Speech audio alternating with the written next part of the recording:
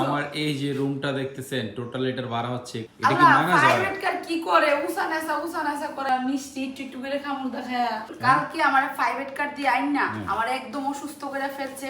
মানে গড় দুয়ার যে আমি যে কোন দিকে আমি আইসাতে ঘুমাইছি আমি নিজেও করতে পারি না, বমি টমি কইরা একদম খাই। আমার একটা জিনিস বুঝে পড়ে না, সবাই শুনছি বাস উঠলে বমি করে, এই মেয়েটা দেখি প্রাইভেট কার উঠলে বমি করে, এটা কি মানা যায়? প্রাইভেট কার কি করে উসানাসা করে এলিগে তো বমি হয়। আল্লাহ, তুমি একটা শিক্ষিত মায়া যদি এরকম কো, গ্রামের ক্ষেত যারা আছে, যারা গ্রামের খালাত্ত বোন যখন শহরে আসে তখনই কাজটা করলে হয় যে গ্রামের খালাত্ত বোন কোনোদিন গাড়িতে উঠে নাই, আর তুমি সব সময় প্রাইভেট কারে চড়তেছো কোনো সমস্যা নাই। আমি তো গেছি ওই যে আমরা ডাক্তারের কাছে যাই, পার্কে যাই, আমি তো প্রাইভেট কার দিয়ে দেই নো। আর এত লং টাইম বৈরব থেকে প্রায় 3 ঘন্টা 3.5 ঘন্টার পথ, মানে আমি যে কিভাবে আসছি একমাত্র আল্লাহ জানে। আরেকটু থাকলে প্রাইভেট কারে 4 জন ছিলাম, সো আমরা 3 জন একদম সেফ ছিলাম, মানে 4 জনে কাপড়। তুমিও তো বমি করলাকে, হ্যাঁ বমি করতে করতে ক্লান্ত মন সবাই ভালো ছিল কিন্তু আমি বমি করছি। এটা হচ্ছে গ্রামের ক্ষেত গাইস, এটা শহরের এখন ক্ষেত। গাইস আপনারা বলেন ও পাগল হয়ে যেতেছে ঘর দুয়ার গুছাইতাম, এখন আমি শরীরটা ক্লান্ত, এখন খালি ঘুম থেকে উঠছি, আস্তে আস্তে একটু করে আমার যেহেতু বাচ্চা আছে একটু করে আমি পরিষ্কার করবো, পাগল হয়ে গেছে। আগে ঘর পরিষ্কার তারপরে মন পরিষ্কার, আমার কথা আপনারা কমেন্টে জানাবেন আপনারাও কি আপুদের সাথে এরকম করেন কিনা। কি করছি আমি তোমারে মারছি? মারবার লাগে তুমি পাগল হয়ে গেছো, খালি আইসি জিরাইলো।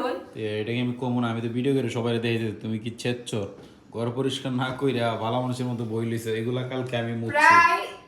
প্রায় 1 মাস বাড়িতে থেকে গেছি, 1 মাস পর একটা ঘর কি রকম থাকে তুমি বলো। এরপরে আরেকটা জিনিস দেখাই আপনাদেরকে, সিক্রেট আসেন। এই দেন আমার তুমি কাপড় কি একটা, করছো? এই রুমটা রাখছি শুধুমাত্র কাপড় রাখার লাগে, বুঝছেন? আল্লাহ গাইস এটা কিন্তু রাইসার বাবা করছে, আমি না। এটা তুমি করছো। এই রুমটা নাকি ওর, ও বলে এই রুমটা আমার। এখন আমি যদি এটা পরিষ্কার করতেই তোমার পরিষ্কার করতেই না, এটা আমার রুম, লক লাগাই দাও। ওয়েট গাইস, আপনাদের আরেকটা সিক্রেট বলি।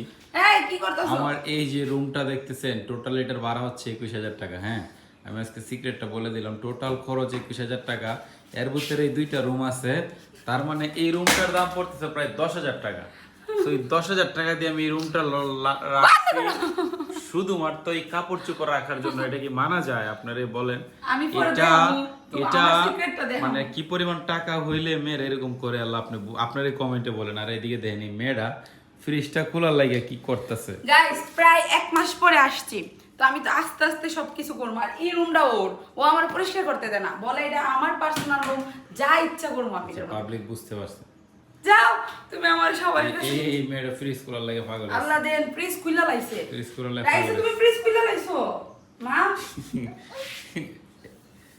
যাই হোক গাইস, সত্যি কথা বলতে এই রুমটা আমার ব্যাচেলার রুম, এখানে আমার কাপড় চোপড় সব থাকে, বুঝছেন? আমি একটু অলস ব্যক্তি তো তাই রাখি।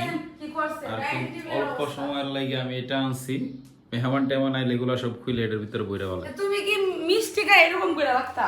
কি করছি আমি? মিষ্টি গায়া মিষ্টি আর ভাল লাগে না, এটা ফালাই দাও, খাইতে খাইতে আর ভাল লাগে না মিষ্টি। আল্লাহ মিষ্টি একটু করে খামু দেখা কি শুরু করছে। ওই যে বালোগুলা দিয়ে দিও, ওই যে দারুন আঙ্কেলের, নষ্ট করে তো লাভ নাই।